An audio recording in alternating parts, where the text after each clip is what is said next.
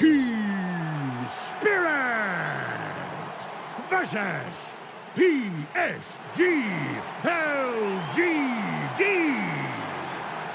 Grand Finals, Game 1. What they are, LGD should be very comfortable, learning more, knowing more, having nothing to be afraid of. But if anyone could shake their boots, it should probably be Spirit, because you see the momentum, you see you see your Toro, and you see how they're feeling themselves as well, which I think is the only type of Dota, or the closest type of Dota, to also go into such an organized and experienced drafting team. It's going to be very hard to surprise them, and it's going to be very hard to throw them on the back foot, but I would say Team Spirit's the one who could do it. And it's already starting. I mean, the draft here, the information is that LGD chose first pick and Team Spirit went Radiant. Mm-hmm. It is their bread and butter, the Radiant on Team Spirit. I mean, it has been, dominating the tournament so far, and Team Spirit is one of the teams that abuses the most, the Radiant side. LGD, they are doing the same that they did against Secret yesterday. First pick domination, they had it both games, and they made it work twice. They get it again, but this time around, they did not get the Tiny from Team Spirit, which was a big theme. And it's also a big message, right? Because Team Spirit just beat Tiny Lycan against Secret, but now they play against potentially the LGD's Tiny, and they don't want to deal with it. Does it have anything to do with the bans that LGD went for, or are they, switching gear? We'll see. With first pick. And now they get the normal ET versus the IO, which a lot of people would prefer. And the way you might maybe want to deal with this is now try and get a hero that protects versus the ET coming to your lane. It could have been the Monkey, it could have even been the Tiny, and here you go, an Ursa instead. This is just to protect the IO and make it stronger, actually give it purpose on the lane.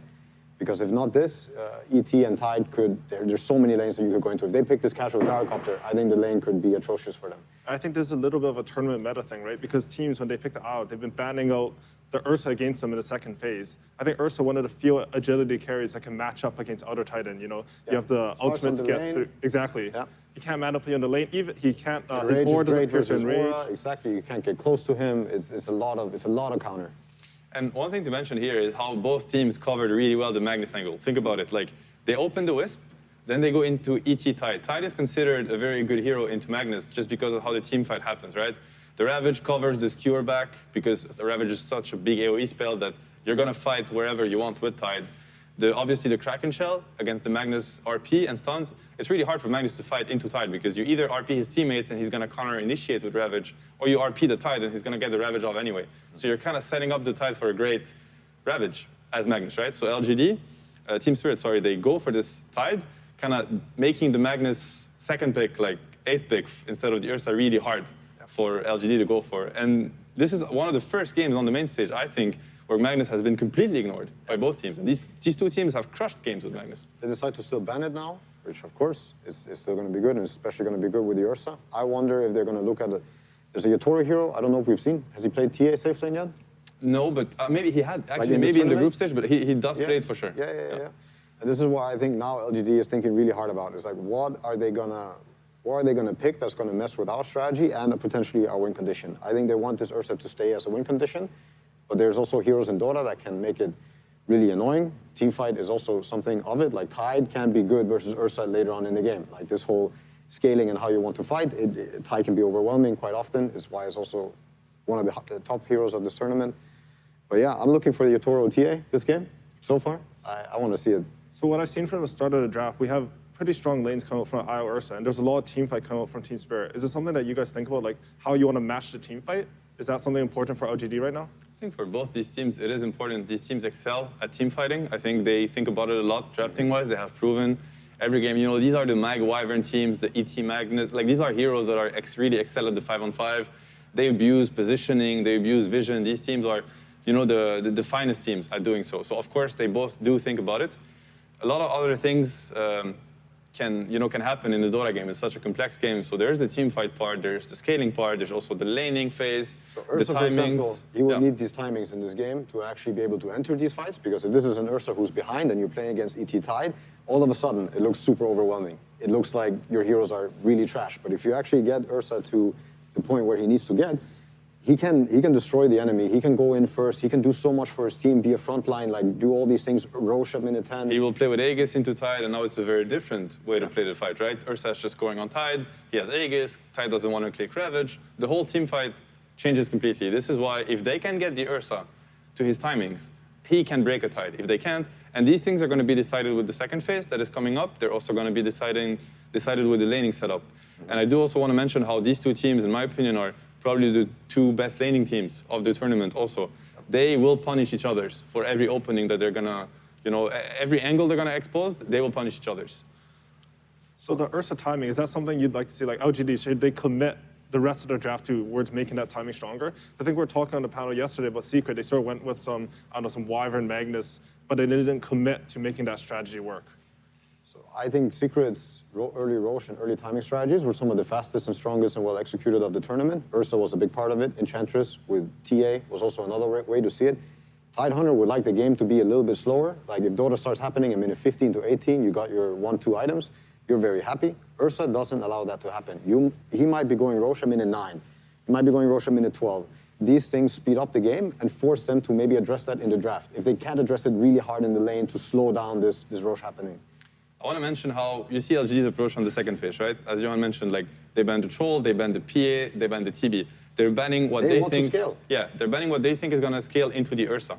I do want to mention the Lion pick, which I think is really, really strong, really powerful. First of all, it does not expose their draft. And yesterday we talked a lot about first pick versus second pick, which is now like second pick, meaning Team Spirit, they are past the danger zone because now they get to react twice. With picking this Lion, first of all, it gives actually Tide a better lane against Ursa. It's going to negate the pressure, the aggression from Ursa on the lane. And Lion Hex actually is one of the best tools against Ursa. Ursa can buy the shard, he can buy Aghanims to get away from stuns, but Hex is a mute, kind of. He's not going to be able to get out of Hex. So LGD now have a very clear fight condition, which is they get the fight on the Ursa, they Hex him, they burst him. Team Spirit, that's Team Spirit's fight condition, and LGD don't really have the tools to stop that. Ooh. Wow. Okay, that's new, and that's great. Alme, he played this in the finals versus an Adam Major versus EG, and his Naga looked pretty solid there.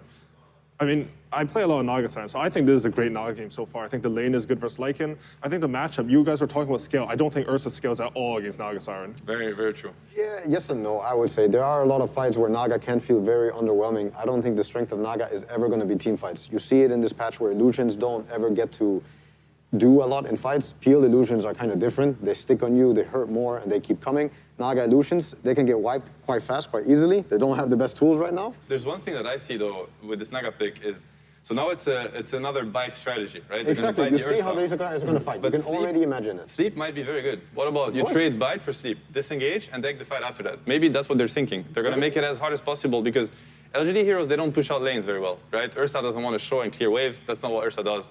Neither does Wisp. Lycan can do it to a certain extent. So the way this game should develop in the mid game is Naga is going to push out all the lanes, already making it really hard for LGD to find the fight that they're looking for. And if they ever find it and they bite the Ursa and they're ready for the fight, sleep is going to happen. They're going to disengage and take a better fight on their grounds. You also see what they can re-engage with here. Yeah. Like the team fight from LGD is quite simple. If Ursa's out of control and he has a Satanic and a Skadi and a Basher and he's bitten, he's a big problem in the fight. But still, if you sleep that and his 4 other heroes, if they don't have BKB, they're just going to die to the Sleep Ravage. And can Ursa fight alone, even if he's bitten? I don't think so. And they're going to have the Hex, they're going to have the Net eventually, they're going to have an Anchor Smash to slow him down a bit. Like LGD's team fight is very obvious and is very committing right now. There's a few things I think that Team Spirit, they're also Radiant right now. Naga wants to live in the Dire jungle and she wants to cut these 2 waves around the Roche area and push them away. If they feel like going bottom, they don't get the Roche with an Ursa strat. This is another way to also break their lineup. I think Spirit right now, they could be quite comfortable with how they can talk and approach these fights because if LGD doesn't have this bite going, doesn't have this, it's very underwhelming what their lineup does. Disruptor like an IO is not going to kill many heroes on the map. You know, I actually thought it was LGD playing Naga. I just realized it was Team Spirit because I'm blind and I can't read. But for you guys, which draft, like from your personal perspective, which one would you prefer to play? I mean, we don't have the last picks yet, but... I mean, I feel like LGD, they have a way to snowball the game. That's how I see it. You know, the Ursa IO timings with the Lycan, I like it. I do feel like this is one of the first times where I don't give LGD a strong upper hand on the draft. If anything, I'd maybe even give the upper hand on Team Spirits. Let's see if there's a Tinker coming now. There's a lot of picks. I don't think Tinker got removed. Tinker versus Naga, Tinker scaling team fight. Tinker is a huge hero. That sounds good, because I'll help their team fight scale into late game. They have a huge damage issue. They have a massive, massive damage issue. Okay, Pango is also a hero that comes with a lot of potential scaling team fight damage. If you get items. Sleep also play. Like they cannot disengage anymore. Ravage, right? Yes. It's unreliable now. The Sleep, it's also a hero versus Tidehunter. Force bad ravages, kill him. Also good hero versus ET. Very good last pick. A bit scary in the sense that it's a mid hero that can get very punished one-on-one, very weak laner against a lot of matchups. But you know, that's a lot of confidence from nothing to say. One of the best mid laners, if not the best mid laner in the tournament. And I'm sure their support are going to help, you know, with the mid lane and stuff. Very, very good pick. Very good last pick. If I still had to choose a lineup that I would want to play, I actually have more faith in this Naga lineup. If they play well around the Illusion wave push, again, I don't think Naga is the one you look for to crush the team fight. She needs to do her part. She needs to do the sleep, maybe get some illusions on some supports. But this game, in my opinion, should be looking like Tide, Lion, ET are messing with them and getting some pickoffs through the lanes, forcing TPs. Eventually, they get very far ahead, like economy-wise. And this is going to lead to more openings. Naga can maybe join the fight, get an early Scotty, kind of take over the fights with a gold advantage, or just keep playing the map. I like how you're talking about how Naga splits up the map also, because when you have Naga Siren, what I found is you want your other heroes to be able to pick off the enemy heroes, right? They already have that with Lion. They have some additional damage with ET. So if they're playing the actual Naga game, I agree with you. I can see it being very successful. One more to kill on the side lane. Clap them when they split up. Yeah, they split up, they try to deal with Illus, boom, the burst is going to happen. Lion, ET, Void Spirit, any hero will die 100-0. And Naga will force LGD to split up. They will force them to... They're going to cheat the map. They're going to create unfair situations, and it's going to be hard for the LGD to fix that unless they have full control of the game. This is why the laning phase is going to be incredibly important. You know, for LGD to kind of slow down what Team Spirit is putting. I would say it's even more important for LGD to actually have good lanes for the sake of their own timings. If they don't get this Ursa threatening the Roche around minute 10+, this means the whole game is going to slow down, and Naga is going to get into the jungle, going to get these waves, Lion's going to get closer to Dagger, and if you create that, I think Team Spirit's lineup is going to be really fun to play, and it's going to be a very hard game for LGD.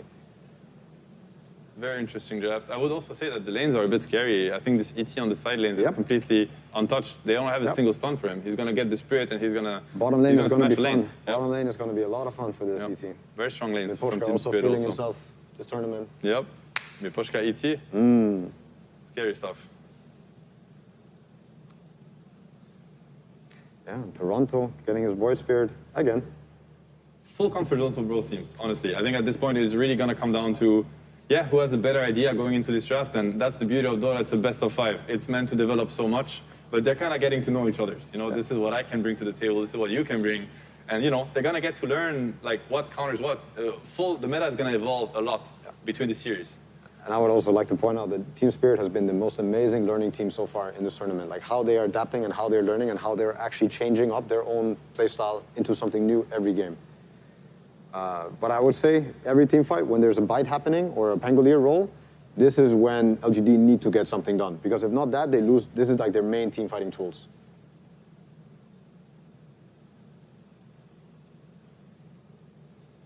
And now we're about to start the game, and we're going to have an interview with the coach of Team Spirit Silent, along with Sumi. Thank you very much, AUI. I'm here with Team Spirit's coach, Silent. Silent, we are in the grand finals. Yes. This is where everything comes out, right? All the strats will come out. Did you prepare anything specifically for PSG LGD, or are you going for comfort?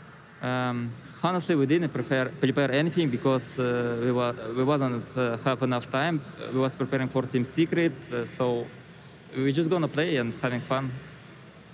All right, so you're just aiming to play the game. Did you have anything specific in mind with this draft? Not really. We was looking into their heroes and was trying to counter-pick them. All right, well, we will see how the drafts tend to play out throughout this series. We'll take it to ODPIXEL and INSANIA in the meantime. Thank you very much, Sumi. Yes, ladies and gentlemen, welcome to the grand finals of the International 10. Team Spirit up against PSG LGD, INSANIA. It's a pleasure to have you by my side once again. How excited are you to see these two teams go head-to-head in this best of 5? I mean, I'm extremely excited. This is bringing back memories of TI6, where you had DC make the miracle run in the lower bracket and going up against Wings at the time, and you have some of the Wings players on LGD's side, so I'm feeling TI6 vibes, and I think this Game 1 draft actually looks really, really good for Spirit. Okay, what is it in particular like about what they've done here in this first game? I mean, I feel like, as Notel and Seb touched on, the way that the lanes are set up, I feel like they're going to have a really nice start to the game. And I feel like LGD is like really, really timing dependent. And they need to make sure that when they pop roll and they use the Wolf Bite on Ursa, they get a lot in the fights. And when I look at Spirit's draft, I see answers. They have the sleep. They have like 10 different stuns that they can throw out. And even if they burn the Ravage, I feel like the 4-man of their draft can still fight. So if they can get the Naga fat enough, if the Naga can ever join the fights and actually have a presence, I think their draft looks really, really nice to play. And it's, you know, you've got to be excited to see it, right? Another game, Yatoro just continuing to show off his versatility of carry heroes. This is crazy here. Here in the grand finals, Naga Siren coming out. I mean, when you've seen how the man can play on all the list of heroes that he's pulled out so far, there's no reason to doubt that he can't pull out a top-tier performance on any of the carries available in the game. Yeah, absolutely not. I mean, he's shown that he can play pretty much every single hero in the game. I've been so impressed by it. And the crazy thing is how flexible he is, too, in playing. Like, he can play a hard carry one game, and then the next game he's playing tempo. And this has led to, I think, Spirit having, like, the versatility in their draft and the ability to adapt the way they have throughout the tournament is, in my opinion, in large part because he's so versatile in his playstyle. Yeah, I mean, as sort of a drafter, you know, when you come into a series or against Team Spirit, what do you do about the fact that they have sort of this special power in Yatoro's sort of hero pool? Like, do you just sort of ignore the carry? Do you still bother banning them out, or do you look elsewhere? Like, what is the best way to tackle this team? I mean, if I knew the answer, I'd, you know, would have probably known how to beat them by now. But I feel like the thing is, they just seem to. You deal with Collapse, then Yatoro goes out of control. You aim for Yatoro, and then you have Collapse and Toronto Tokyo going out of control. And I feel like a lot of this is heavily due to the fact that they play so well around vision.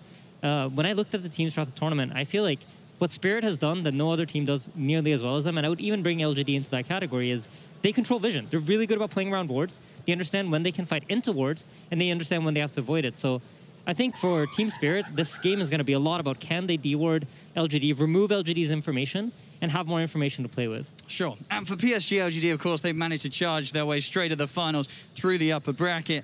When you look at what they've got here in this first game, what is it about this lineup that's worked sort of with the play style that they've been able to just destroy teams in their run-up to the grand finals? I mean, this looks very similar to their tiny sort of draft fight. You're going to have this one core that's going to be unbeatable. They have this mid laner that's going to provide control and lockdown for them so that he's going to be able to output damage. You have the glimpse to bring people back to the Ursa. So the concept for LGD is very much like, we're going to hit our timing, and once we do, you cannot touch us. And I think for Spirit, the problem will be if LGD is allowed to freely just get to their timings, get that Aegis on the Ursa, where they can start ignoring the Tide Ravage or even fighting without the Wolf Bite from the Lycan, that's when they're going to be at their strongest. So I'm expecting all hell to break loose after the laning phase. Absolutely, and I can't wait to see it. Here we go, ladies and gentlemen, finally getting into the action of Game 1 beginning between Team Spirit and PSG LGD. Let's see if that chaos starts coming quick and fast. We know that both teams are very much able to bring it with some of the fantastic performances they've given us so far on the main stage. Yeah, and straight away, Yatoro's coming out with a really smart play. He sends his illusions within the tower range, but he puts them in an area where the tower doesn't have vision. And by doing that, he will scout out the ward immediately from LGD. And this is what I mean, right? Spirit are so on top of all of the small things that will give them any sort of information advantage, where they will have more vision than their opponents. Let's see if they're able to maintain it throughout the early stages of the game, where it's very likely for those movements to be coming from lane to lane.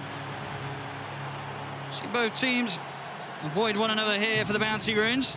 Bit of a poke onto Maposhka as Yatoro will still be able to grab that bounty rune. In fact, as you can see, 3 bounty runes to start things off here for Spirit, so a bit of a cash bonus to begin the lanes with. Yeah, and that was nicely scouted out by the ET. They find information of where and how many heroes has LGD brought to which runes, and then they can split up their heroes accordingly and make sure that they get the advantage on the runes. Let's look at some of these matchups. The mid lane, Pango versus Void Spirit, Toronto Tokyo versus Nothing to Say.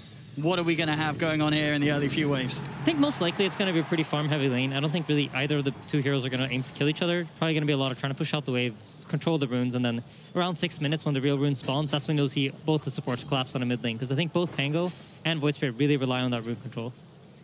And looking at both sort of the side lanes, the 2 carries, Arme and Yatoro, who's going to have the easier time? I think if you take a look at top lane, you see Ursa against Tidehunters, generally a pretty good lane matchup because you think of how the Fury Swipes stack up on him. And they have the sustain to tank the harassment that's coming out from Team Spirit. So I think as they level up on the top lane, I imagine the Wisp Ursa will do fairly well up top. But with that said, I think Collapse is still going to have a decent game. Yeah, I mean, Collapse has definitely been that solid rock of a player for Spirit time after time. He's been the one that they have been very happy to give that prioritization, get his game into a good shape, so that he can be the one to lead the charge into the team fights and start the action off for Spirit in those mid-game. Yeah, absolutely. And bottom lane, Yatoro's kind of playing this type of laning where you're not going to be pressured at all. Team LGD's priority here is just trying to get their Lycan farmed and make sure that they're like playing for their own farm. So Yatora's gonna have a great start, and he has the ability to farm up the jungle because he has the illusions that can both push out the wave and farm the jungle camp. So I expect Yatora to be leading the net worth charts as soon as we get into around the 5-minute mark of the game. Yeah. One of the reasons why Yatora has been as scary as he can, even if the lane was a tough one, he always seems to be able to recover. So the fact that he's going to have a decent time to start off things, you know that he will be on track to hit some pretty insane CS. It really is going to be completely down to how much PSG LGD can find in terms of getting their Ursa involved in the kills early on. Yeah, absolutely. And there's just some trade-offs going on, but you can tell already from the net worth graphs that Team Spirit has set up their lanes to have very good farm on all 3 of their cores. That's certainly showing so far here on the early CS. Both side lane cores for PSG LGD just struggling a slightly bit more. It was very early days though. But a lot of levels coming in LGD's way. Like, this Lycan is doing surprisingly fine. He's not really getting pressured that much by the Naga and the ET because he's managed to get the lane control. Yatora's shoved out the wave, but Pasha yet hasn't been able to get a pull to get the lane control back. So the Lycan's getting a lot of farm while Y is able to just rotate around, moves to the mid lane, opens up the small camp. And like we talked about, right, the middle lane is going to be contested in terms of like who can push out the wave the most and then go farm the small camp. And Y on top of it runs over, unblocks his mid laner small camp to make sure that he can stay even with the Void Spirit. And when you look at sort of the tools they have available both sides with their supports, do you imagine once the 6 is there for the mids, we're going to have sort of a collapse on the mid lane to try and get the early objective? Or do you think it's going to be all about reacting to the side lane fights here for the Pango and the Void Spirit? I think it's going to be important to get the rune. Like, whoever gets the first power rune of the game is going to kind of get to decide what happens. You get your bottle refilled, but you also have the ability to make a rotation as Mira. Could be in a bit of trouble here. We'll try and hold back the bear with the Hex. He's got the stick charges, but he's getting run down here by Arme. One more hit will do it. Can he close the gap? He can't. Oh, stun misses. That's going to cost him his life. Not the start there that Mira was hoping to have here in the grand finals. A whiffed ability, and that'll give up first blood to PSG LGD. Yeah, and Collapse isn't out of the woods quite yet. Arme's hungry. In a bit of an awkward position now, Collapse. Stuck behind the tree line. We'll see how he gets his way out of it. He does have a TP, a little short in the mana. He'll have it back up now. Should be able to walk his way back ground, but a great bit of aggression there from PSG LGD, just opening up some space for Arme to return to farming. Yeah, absolutely. And you notice that LGD are keeping the lane control up top. So this puts Tide under constant pressure, and you never know when they might make some sort of move and try to kill him. And that forces Mira to stay in the top lane. While if you look at Y, you notice that he's just rotating around constantly. He has the freedom to move wherever he wants on the map because the lane is so pushed out by the way that the Naga plays and the Riptide shoving out the creeps. So the Lycan can freely farm under his tower, and the Disruptor has the freedom to decide what he wants to do. Let's see what that call's going to be. We'll come in mid here. Toronto Tokyo taking a bit of harassment on the Thunder Strike, nothing to say.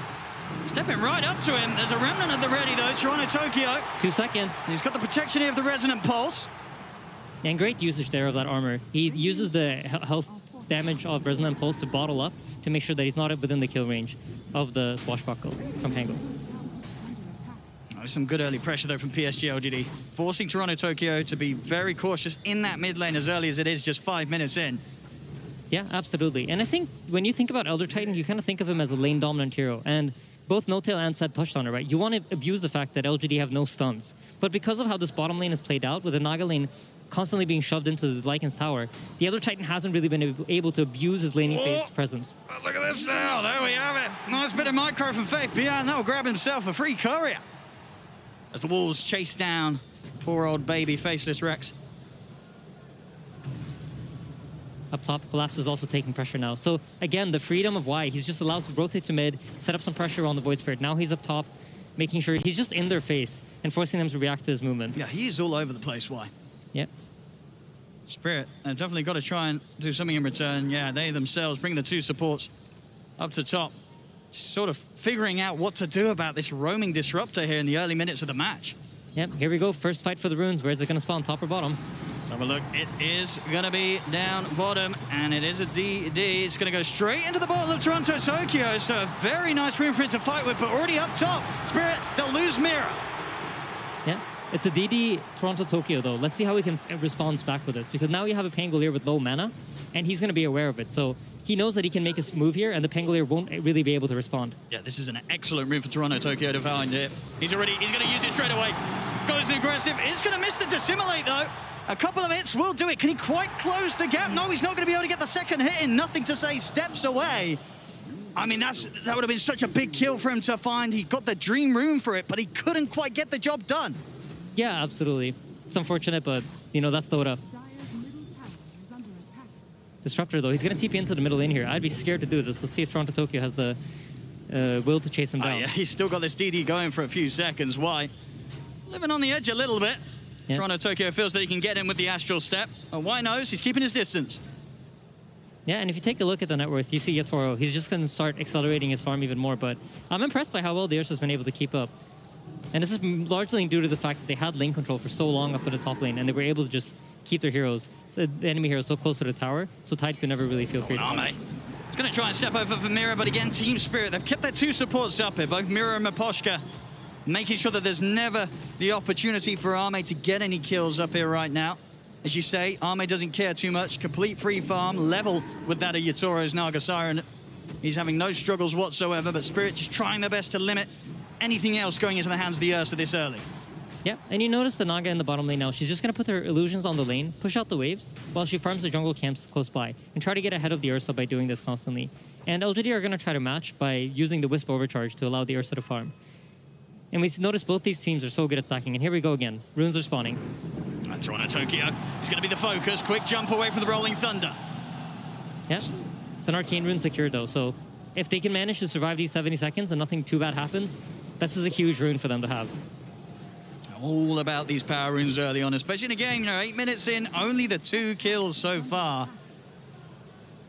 Yeah, I mean, it's the tension, right? Neither team really has anything to do yet, and they're both drafting for slightly later timings in the game. The Tidehunters now finally hit level 6, so if there's an opening, look for some sort of rotation. I think it's hard to go for the Ursa, so there might even be the possibility of the Tidehunter rotating out of this lane. Sure. And making some sort of move with Toronto Tokyo. When you just look at the heroes that PSG LGD have at their disposal, and you feel that Spirit, they're just not going to want to try and push into that tier 1 quite yet. I think for Spirit, your expectation was to do slightly better in the lanes, but they haven't really been able to do so. See, it's all right.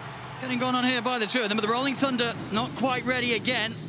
Not quite yet. They'll get the glimpse back, but no further damage to come onto the Naga Siren, so Yatoro will be fine. Yeah, a little bit of miscommunication there, it seems. The shield crash wasn't used on the hero. The glimpse came in a little bit later. Well, they've got their eyes on Arme.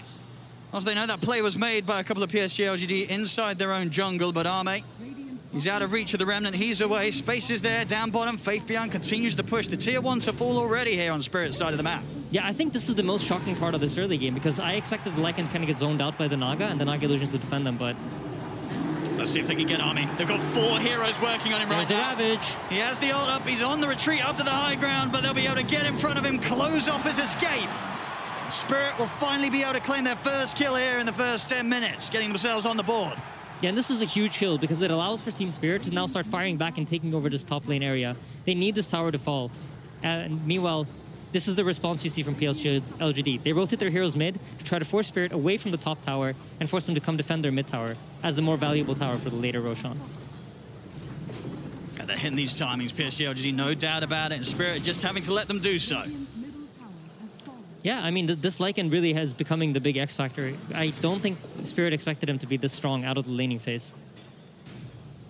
And now Am is going to comfortably move into his triangle and start farming up. I think once he hits that Diffusal Blade, look to see Spirit LGD try to make some move. But I think if LGD gets the farm up right now, they feel like they've hit they have enough map space to where they're comfortable playing around their cooldowns and just waiting for the Disruptor ultimate to come online, wait for the Lycan to finish up his items, and then just play around his forms together with the power runes that the Pangolier is securing.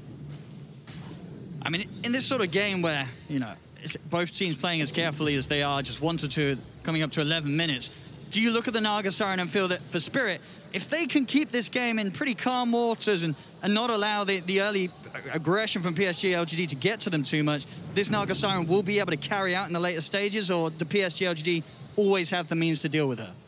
I think to some extent you are happy, but I feel like you wanted the laning phase to go better so that LGD's timings come later into the game. So knowing that your lanes haven't quite gone the way you wanted them to, they must feel like, okay, at some point now, once LGD gets items, they're going to come running at us. Look at this top, nothing to say. He's going to get the lead in onto Collapse. They'll drop the Static Sum as well, putting no chance of Collapse being able to return fire quite yet with a potential Ravage. Doesn't matter though, he's able to walk out to the side. They'll go for the glimpse back on him. He'll simply look for the TP out, and there's nothing to put a stop to it. Collapse, realizing his strength there with a Hood of Defiance. He's got enough tank ability to just TP out of it all. That's the Rolling Thunder and the Static Storm put to waste there by PSG LGD. Yeah, great jukes. He just dodged out the Pangolier spells, and once the Rolling Thunder missed, he knew that he was safe. Glimpse is used, TP out. Just great presence of mind there from Collapse, knowing exactly how to play his situation out and get out safely. I love what LGD are doing, though. If you take a look at the top lane, this is one of the things I loved about how OG ran the Wisp in the position 3. They recognize that Wisp's item timings are really important for you to keep these heroes alive, because if you think about how healing works in Dota, heroes keep growing their hero pool, like health pools, but the healing items are static amounts of heals. So 250 health on a hero that has 1,000 HP is like a lot more than it is on a hero that has 3,000 HP. So if you hit these heal item timings early into the game, that really enables you. And they've given Xingqiu the top lane to sit here and farm comfortably. See down bottom, Wang, quite a dangerous position here. The side of the jungle of Team Spirit in Toronto, Tokyo will be quick to put a stop to it. Naga Siren also closing in on the Manta. And by the looks of it, she's going to get that item before Ursa even completes his Diffusal Blade. So Yatoro's probably very happy in this game, feeling comfortable with how it's going right now. And when you look at sort of what they have against him, do you feel that a lot of the map is pretty safe for this Naga Siren to farm in? As long as the Song and the TP's up, will he get away most of the time? I mean, most likely. I think the tricky thing here, if you're LGD, is how do we deal with the illusions? How do we deal with the Naga putting illusions in our jungle that will scout out our movement and force us to play away from Roshan? Because as Dyer here, No-Tail and Seb also very touched on this a lot, the Ursa wants Aegis. This is his most key item, especially when you're going up against big cooldowns like Ravage, like Finger, Earth Splitter. You know these long cooldowns, people don't want to use them on your Aegis, so it's going to be important for him to get it. And the Naga, as long as he's able to play top and put illusions in the top Dyer jungle, it's really hard. Like, what are you going to do? Because their heroes don't have ways to effectively kill the illusions. And you feel that Spirit, their lineup, is geared up pretty well to deal with the fact that PSG LGD will look for the Roshan. They won't be afraid of turning up and trying to put a stop to it. I mean, I think that's where the information game is going to be important. Can Spirit actually use the vision that they're getting to fight off LGD's timing? Because I think that is like the big question mark. Is the Ursa going to be too strong for you to kill? Or is it enough to just sleep away half the wolf fight duration and then try to fight them afterwards? I think we're definitely going to see Yatoro start to increase the lead against Arme. Bottom lane, White. He'll drop the Static Storm, trying to save himself, but Collapse and Maposhka will run him down, take him out. Faith Beyond, he's looking to get involved in this with the backup of Nothing to Say being brought over by Xingqiu. They will get Maposhka. Can the three of them get Collapse? They try to commit their best onto him. They will leave the two cores behind. Xingqiu trying to let Nothing to Say and Faith Beyond finish the job, but they just can't. The damage isn't there. Toronto Tokyo is also starting to sweep over, so PSG LGD, they have to back up and just accept the trade as it is, the support for support. Yeah, and Collapse now knowing that, you know what, they can't actually kill me without the Ursa. It's only the Ursa that can threaten my life. Just comfortably sits bottom alone, pushes out the waves, gaining as much farm as he can. And in the meanwhile, Yatoro just pushes out top lane, farming out all these top jungle camps. If you take a look at the Dire jungle, there are no camps alive. I mean, the Yatoro's farm, he is creeping further and further ahead of Arme's Ursa. You know, if there's not going to be any blood being spilt and it is just the creeps dying, this Naga Siren is just going to charge ahead in regards to farm. Yatoro is going to be huge.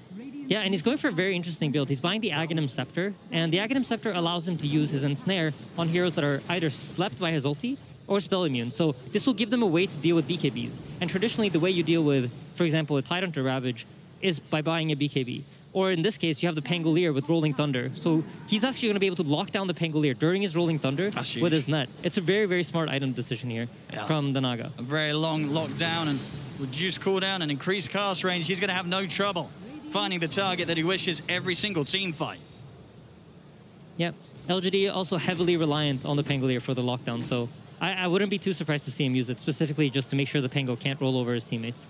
And I guess sort of the smart approach with this item is the fact that this sort of deals with this timing where PSG LGD is going to be more ready to fight than he is, right? He can just sort of be the anti-fight. He just stops it, gets out of there, can keep playing his game. And certainly one of the crucial parts of PSG LGD's initiation, it's shut down completely. Yeah, absolutely. I mean, for Spirit, that's the name of the game, right? Can we drag this game on? And literally slowing him down during his roll, forcing his timing to be unable to be used, is just exactly what Spirit are looking for in this game. But yeah, we're starting to see items gear up on LGD's side. If you take a look at the Lycan, his timing is really going to be the big thing. But I think Spirit have won the early game in that there's no Roshan killed yet. And that means the second Roshan is going to spawn slower, and that's no Aghanim shard for Ursa for the first half hour of the game. I mean, if you're PSG LGD right now, what sort of calls are you making? Are you looking at an item that's round the corner and then saying we've got to go? Do they need to go right now? How urgent do they need to be? I think they looks like they're gearing up to look for an opportunity, right? You finished up the Helm of the Overlord. The Ursa now has his Diffusal Blade. Your Wisp is closing in on mech. You already have the Holy Locket. So there's a lot of nice tools for LGD to take a straight-up team fight if Team Spirit presented to them. Siame. It's going to start with a bit of a tickle onto Toronto Tokyo. The Remnant holds back the bear. Quick jump out with the steps. Nothing to say. He's trying to close in. Does he want to keep diving underneath the tier 2? Maybe trying to get some vision for a setup from the Disruptor, but now Team Spirit, they're far enough away. Nothing to say. We're going to hit with the Swashbuckler. Procs of the Maelstrom, nearly bringing him down, but Toronto Tokyo gets away on as low HP as he is. Collapse also able to TP out, as there's nothing else to stop his escape. Team Spirit, they're able to avoid the move completely by PSG LGD once again. Yeah, and they didn't even have to involve the Naga. So during all of this time, Yatora's still just gaining farm. He's 2,000 gold ahead of the Ursa already. Oh my, this is going to be a problem. He's getting out of control. He's only, I believe he just finished his Aghanim Scepter too. So he has Manta and Aghanim Scepter at 17 minutes into the game. He's crazy farm. This is, I mean, Yatora, it really has been eyes on him throughout the whole tournament and performance of Spirit. Top lane setups there with a net. That's the mid gone. Nothing to say. Going down, Yatora. Instant Song TP as he knows the response will be there from PSG LGD. Gets out. They cannot catch him. Yatora will continue to farm. Yeah, this is a really important kill, but by forcing the Naga Siren to TP out, LGD now have the option of potentially taking back control of their jungle. So this is going to be their objective for the next minute here. As you see, they're going to try to contest this Tidehunter. They know the Naga Siren is not present. See what they can do about Collapse. Jump already in onto the Disruptor. They're looking to burst. Collapse, he's holding on to the Ravage for now. Static Storm's down. Collapse gets himself out of the side of Ravage. Onto the two of them. They blow up Arme. It's 3 down at the moment on PSG LGD. Ion also caught out. GQ to fall. That's absolutely massive. My goodness. Team Spirit's so aware of everything. They know that this is what LGD wants to do. The Naga TP'd out. They're going to come contest us. They position their heroes perfectly. You see the kinetic field come out, but there's no static storm to follow because you have the Lion in position to interrupt that. It's just Spirit are playing so well right now. They're just recognizing where LGD's timings are. It just seems like already, just in the first 18 minutes of this game 1 of the Grand Finals, Team Spirit, they're just completely in the heads of PSG LGD. The way that PSG LGD wanted to play, it's just not happening. They're crumbling, they're falling apart. And Yatora, he's just going to continue the glory. Mid lane, the setups there onto the Pango. Nothing to say, goes down. Another kill for this Naga Siren. I do not know or see how on earth PSG LGD is going to stop this man this game. He's getting out of control, and if you look at the Lycan, you can see he decided to not go for the Aghanims. He's going for drums. They're gearing up for a quicker timing in this game. I think the mechanism comes out on Xingqiu. They get the BKB finished up on Ame, and they're going to look for some sort of team fight. But the way that Team Spirit are abusing the vision, if you take a look at the map, like there are almost no dire wards anywhere. Radiant are in firm control of where the vision is, and the only ward that they have, I think Mikosha literally just pinged out. There you go. Just controlling the vision. They have more information to play with, and this is what's allowing Team Spirit to constantly be reading LGD and how they're moving around the map. Dire's top tower is under attack. Bottom.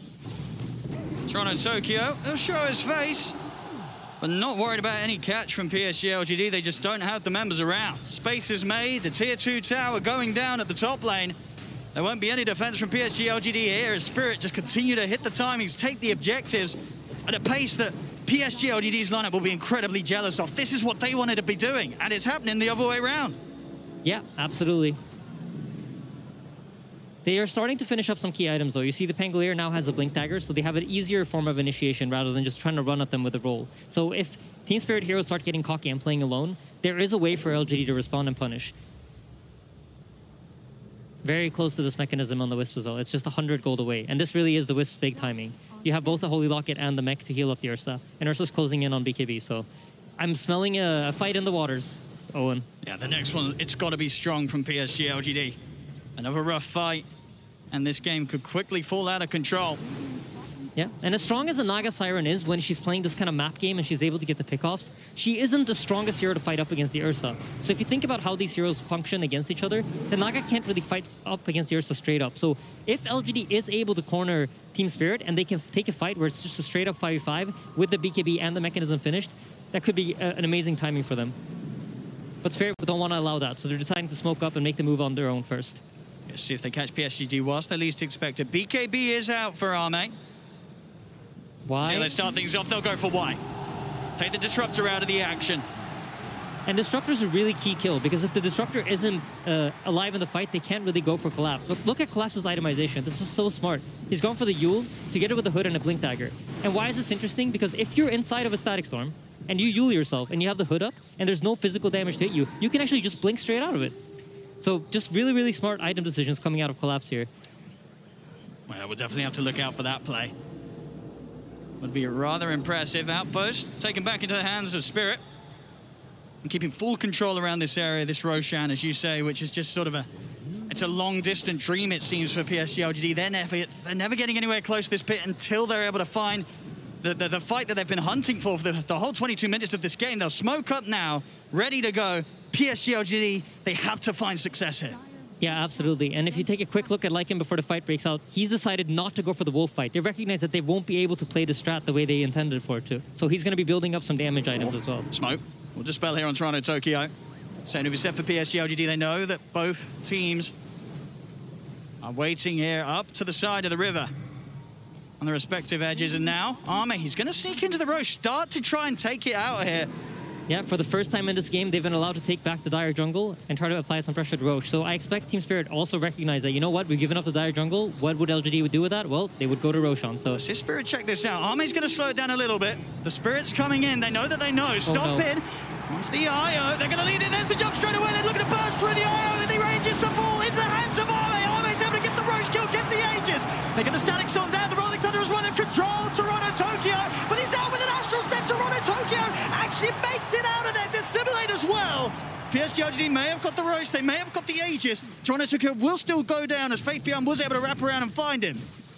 Yeah, really nice play there from LGD. What an unfortunate event there for Xingqiu. He gets pulled into the Roche pit. You really want to stay outside with a tether, but stay tethered to Arme, but he takes one step too close, and then the Wisp comes inside the Roche pit, which gives Spirit the perfect opportunity there to go in, but I don't think they were quite expecting the BKB, so all in all, I think they're happy with this. You know, they gave up the Aegis, but it took them 24 minutes to get there. So Roshan number 2, which really is Ursa's key timing in this game to get that shard so that he can play most of the fights enraged, is going to come much, much later than they expected.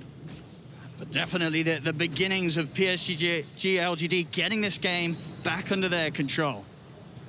Yeah, absolutely. Now they need to abuse the fact that they have the Aegis to try to gain some map control here. You want to try to get the lanes pushed out, force Team Spirit to play reactive to you, and then once you are able to corner them in, you're going to find that team fight that you so much want. So the hard part here for them is how do we deal with the Naga illusions, and how do we stop them from just using illusions to push the lanes back and make us play the map game? I mean, yeah, which hero are you sort of putting in charge of dealing with that? I mean, they picked the Pangolier as an answer, right? And if you look at his itemization, he's going for the Maelstrom. He's trying to have some more damage and have some more presence to kill the illusions. And luckily for him, Yatora hasn't really bought any items that tank the illusions up. He's more so building his hero up so that he's able to fight into the Ursa. He's going for that Bloodthorn. It looks like he's going to follow it up with a Heart, so he's also gone for some sort of hybrid build where he can actually get solo kills if he catches people out alone. And for Spirit right now, despite the Aegis falling into the hands of Arme, are you still very willing to fight? How much do you need to respect this Aegis on the bear? I think, teamfight bottom. Xingqiu's in trouble. Xingqiu will manage to make his way around the Remnant. Quick tether back over to the safety of Arme. Yeah, I mean, for Spirit, I think you want to fight, but it needs to be the right fight. You ideally want Yatora to try to force some hero around the map, and then once you know that the PSG LGD's heroes aren't in position to connect, then you can go for some sort of smoke. Then you can make that move. But the difficulty for them is you can't necessarily go on the Ursa. You don't have the tools to bring him down at the start of a team fight. Got the eyes on the two of them bottom. PSG LGD, Arme and Xingqiu on their own down here for now. There is a relocate available, and of course with the Aegis, Arme a very hard target to jump. Pressure continues from Yatora and his illusions in the mid lane, keeping these waves shoved right up towards the base of PSG LGD. And down bottom, Team Spirit are just waiting patiently, but LGD have recognized that they TP'd bottom, right? So it's very likely that their heroes are stuck on that side of the map. So here they come sweeping up towards the Dire jungle, understanding that Spirit cannot already have moved their pieces from all the way from bottom back to top after the TP response to the tier 2 tower. So just smart play coming out from both sides. I think we saw this in the VP Spirit series. Team Spirit are going to be really, really smart about only fighting under their vision, or where they feel comfortable that they have the information they need to take the fight. I think in this way, LGD is like maybe sometimes a little bit more reckless and will play with like assumptions. Like if they see you bottom, they might try to aim to fight you top, which we saw earlier. And in the early game, you know, Spirit read that perfectly. So if Spirit's able to get a good read like that, you might see them pounce. Yatoro very ready to enter the fights now with his aggressive item with the Bloodthorn complete. They're able to get that locked down with the stuns, with the Lion and the Tide. That amp up of the damage will allow them to just destroy whichever hero they target.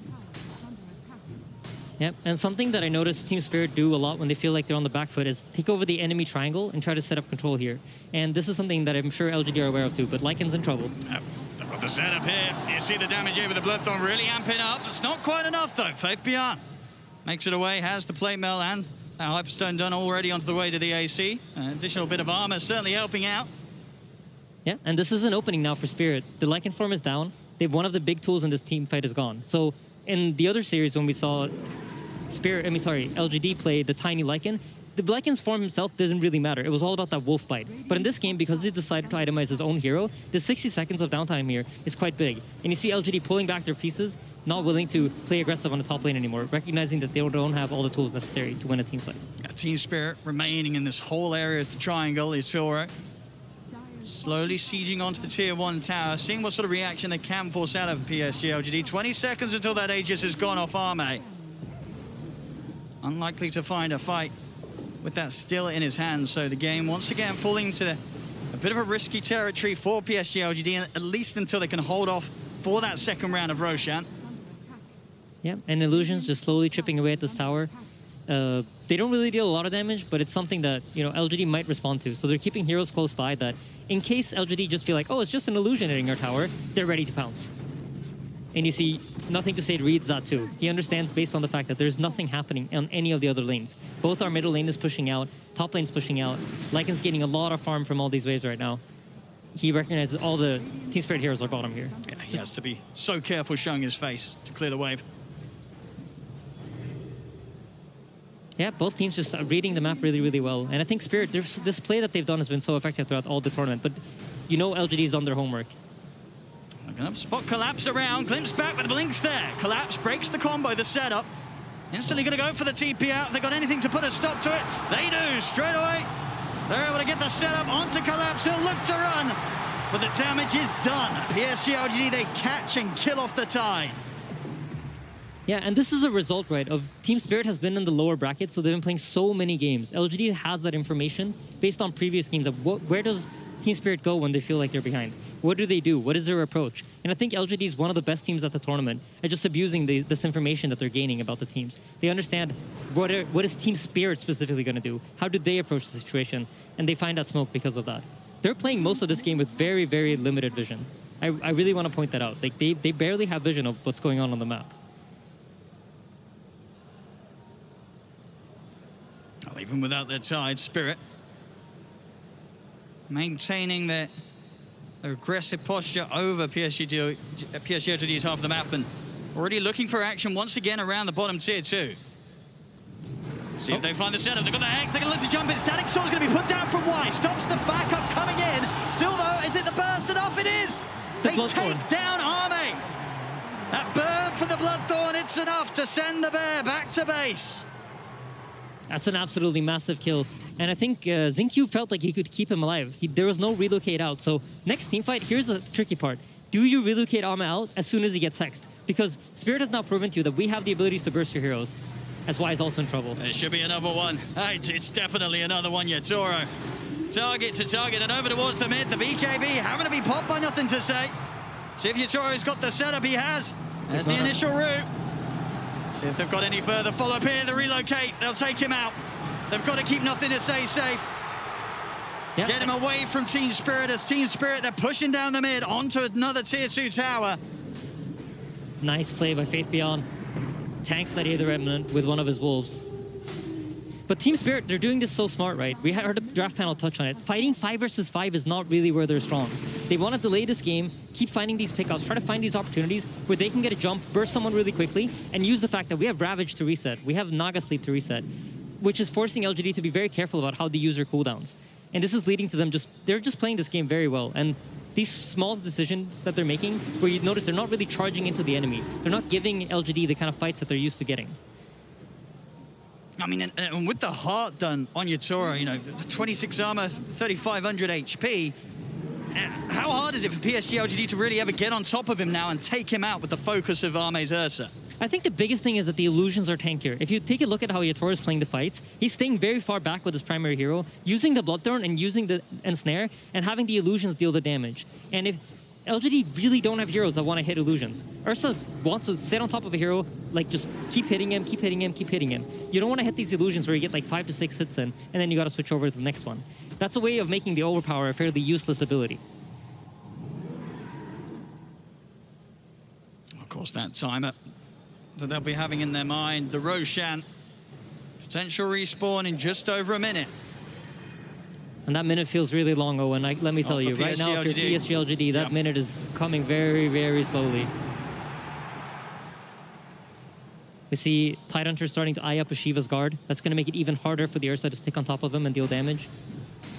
They also just bought a Force Staff on the Elder Titan. I think for Team Spirit, they're recognizing that, you know what? LGD's not going to be able to kill us if we're just able to kite out their BKBs. And that's why you notice, like, Nothing to Say also has bought a BKB. I think the idea of this is he wants to try to use it to break out of, to have a longer period of time in the teamfights where he's playing under Magic Community, because there's just so much lockdown coming out from Team Spirit. Go Scepter on Mira. Toronto Toki has Yules and Kaya Sanj also eyeing up into Shiva's guard, but I would be surprised if he doesn't change it up. And on the courier, he has a full BKB too. So I'm really liking Spirit for this game one. They're in a very dominant position here. They're scaling up very nicely. With the timer, they know it's going to be around the point where PSG LGD are going to be checking out that Roche pit, looking for the respawn.